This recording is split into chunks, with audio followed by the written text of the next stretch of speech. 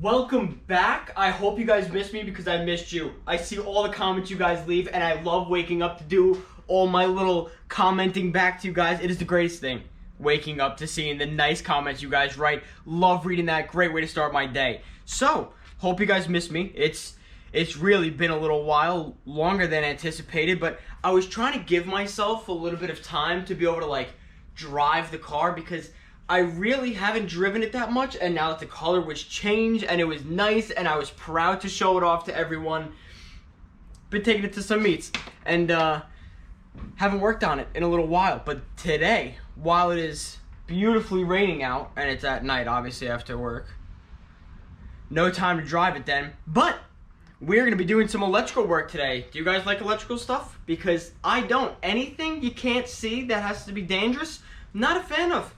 Gas, not a fan of. High voltage, plugging something in, getting zapped, that's the feeling I'm talking about. I don't like that, but today we are going to be doing a little bit of LED work on the inside because as you can see, the door is open. No lights are on. That is all going to change today. So I also did a little bit of cleaning. I might as well show you my housework here because this was an absolute mess from all the carbon stuff that I've been doing. So I got to figure out what I'm going to do with some of my my resins. I need a little corner just for resins. I need a little something for the carbon and stuff like that. The Excedrin because, the car gives me a headache. But without further ado, let's go do a little bit of wiring work because I need to figure out how I'm going to do this. Ready? Let's go. Alright, so now that you're in the dark car with me, I'm going to show you my prototype that I had made. So these are giant LEDs, which they work great, but they don't fit inside the little housing that the Supra has. So I believe, no, I have it plugged in backwards. So like I was saying, this is the prototype, and I gotta make sure you guys can see this. So this right here is supposed to fit in here in whichever way I manage to squeeze these in, but they're too big. They're really good at lighting up. I give them a lot of credit. I always love the Chiron style, by the way. I know it's a little off topic here, but how they have the strip going all the way back into the big C. Love that. Such an inspiration.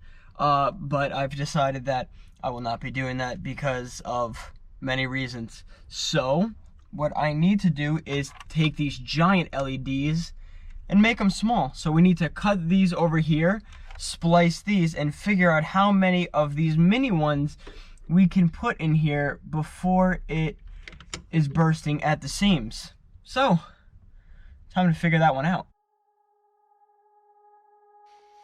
Well, I hope everyone had an amazing Thanksgiving. I know I did. I just did something small here with the family.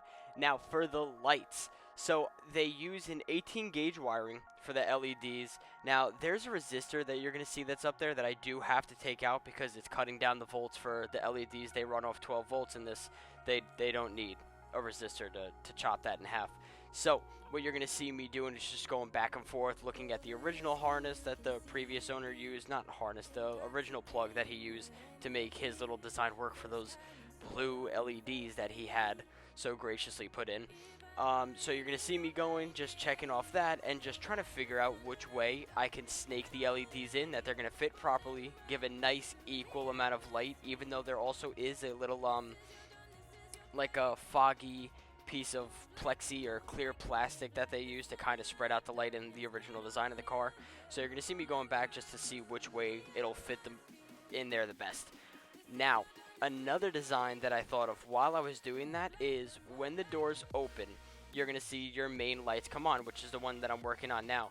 But I also thought, what if I make it so that my main lights come on when the doors open, but if there's a time that I want to look at something, like while I'm in the car, if I'm driving or whoever my passengers wants to look at something, I ran a separate light off of the left side of the car. So that little left button that you see up there on the panel, I ran a separate light off that, and I'm going to hook it right to the bottom of my mirror mount up there so that it'll just spread the light towards the passenger side and on the front of the dash, which you will see at the end when I kind of do the little reveal of the finished product. but I did that so just in case I'm driving and it's raining or a little foggy out or something, I don't want those lights to hit the windshield because then it'll blind me, the driver. So it's aimed specifically just under the windshield so that while I'm driving it won't hit the windshield and it won't make that little foggy haze and blind me. So that was the whole purpose of that design. Darkness can't hold you here. Falling might push through the atmosphere. This is your dawn, this is your break. Move like the, move like the, move like the, move like the, move like the, move like the. Radiate, radiate, radiate. Gravitate, gravitate, gravitate.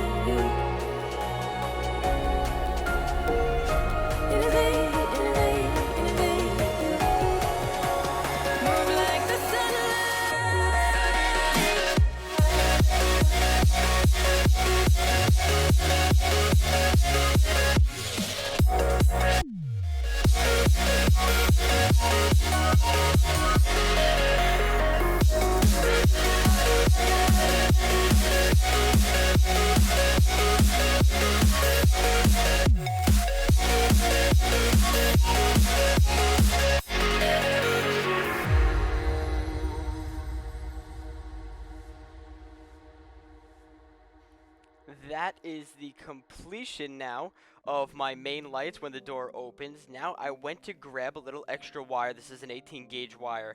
This is where I start running that separate LED light system in there. So just to clean up all the edges, by the way, I also used a little bit of heat shrink around each of it so it's not so aggressive and noticeable. I want everything to be clean and tucked away, so I used a little bit of black heat shrink on that. When I let me, baby, don't you see I'm shining? When I let me, baby, don't you see I'm shining? When I let me, baby, don't you see I'm shining? When I let me, baby, don't you see I'm shining? When I let me, baby, don't you see I'm shining?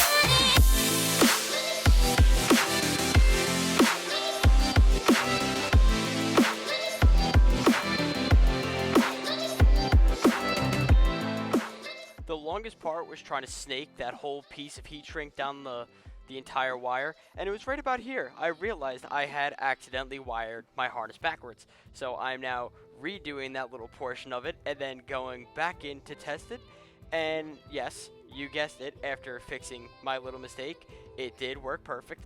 I'm now just taking everything back out and finishing the heat shrink and cleaning everything up before finally putting it back in, and it is complete.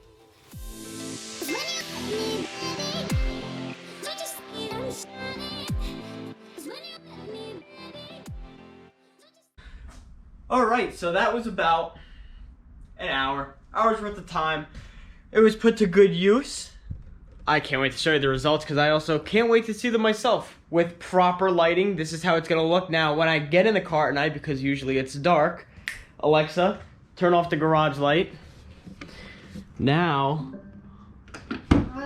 Alexa, mute. Sorry, Christmas music.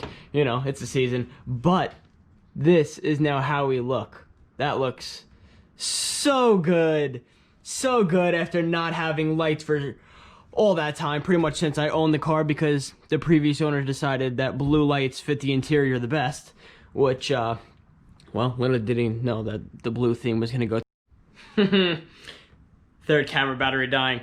Fantastic. But as I was saying, this is now a fantastic change, having some interior lights. Definitely a big upgrade. LED versus those tiny mini halogen bulbs.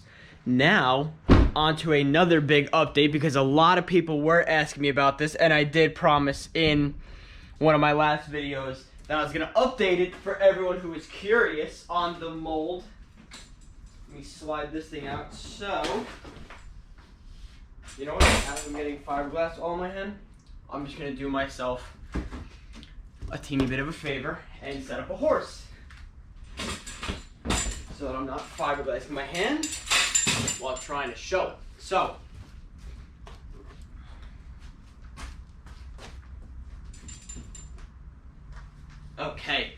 So for all of you people who have been asking how it turned out and how I managed to do this in a single mold, now is this absolutely mint perfect? No, it's not far off, but it is obviously not mint perfect. So on the factory cars, they have a little side marker here. So if you look close, you could see the little bit of the rough here for the outline of it, basically. All that's left for me to do in this is sand this thing down, give it a little bit of a polish, and then I would just need to put my molding wax, which is currently, I don't know where my molding wax is, but I do have a molding wax that is for a mold release, and that is what would go in here. Now, I know everyone was so curious on how I managed to do this all in one go, and I'm gonna tell you, it wasn't easy. Pulling it out, as you'd expect, was just shy of a nightmare because it really, really attached itself quite nicely on all the little jams, like all inside the wheel well, right over here in the front. Very difficult. At some point, I will probably end up doing a new forged carbon fender, just so you guys know. This is where I have it. I did not paint this one because I wanted to paint everything with the factory stuff, minus the hood, which is behind all this cardboard here, as you can see. Man, I'm out of breath. I'm doing a lot of running around in here. But that is the update on that. If anyone is curious or has any more questions on that, please send them to me because I will always answer them. I think I've done a pretty great job at answering everyone's questions that they've had. I don't think there's anyone that I've missed, and if there is, please put it on this video if you're curious. Preface: the next one will be the spats. So this is actually this is what you're gonna see. This is made of fiberglass, carbon on the bottom. As you can see, this will obviously be turned into forged carbon, like my running theme through the whole car. So this is going to be forged carbon, but I'm also really iffy on doing this because at this point of the build, I think I would rather I do something custom for the bottom to make it a little wider, to give it a little bit more of an aggressive look. It's supposed to sit like this, but I just don't like the fitment back here. I don't know what I'm gonna end up doing. I know the way to fix it would be to sink a screw in there or do a rib nut, something like that, because I really don't want to double-sided tape it, and I don't like cheesy. I'm not a fan of quick, oh yeah, just slap it on with some double-sided tape and it'll look good. I don't like that. That's not me. Everything that I do, I like it when it can be undone and perfectly undone. Drilling into the quarter panel to put a rib nut, not really for me. Some people do it, some people don't. I'm sure other people have other ways of going around that. But that's the update on that. So maybe next video might be that. If not, I do have a couple more things that I would like to do. But for the next project, it is going to be so fun. I'm so excited to do this because it's going to change the whole back end of this car because it's been looking so bland and so naked in the back, such a naked butt, which I do not want to have for this car. Everything is aggressive. I got to keep the aggression going through the whole car. So I'll get into it a little bit now. It is going to be a diffuser, and there's one little step where you might have to go out and get a supply at like your local store. I don't know if you're going to be able to do it online. If not, I'm going to think this one through. I'm going to think of all the different ways that you guys would be able to replicate this, because I'm just kind of using a lot of freehand stuff that I have here. I'll explain in the next video. But that is going to be something really to look forward to because I cannot wait to get into that. I've been thinking about it and thinking about it. I'm waiting for a good time that I'm going to be able to do it where I can really set up a nice week's worth of time to be able to do it. I'm excited. I'll explain to you guys in the next video. I am out of here. I'm going to shower. I will see you guys in the next one.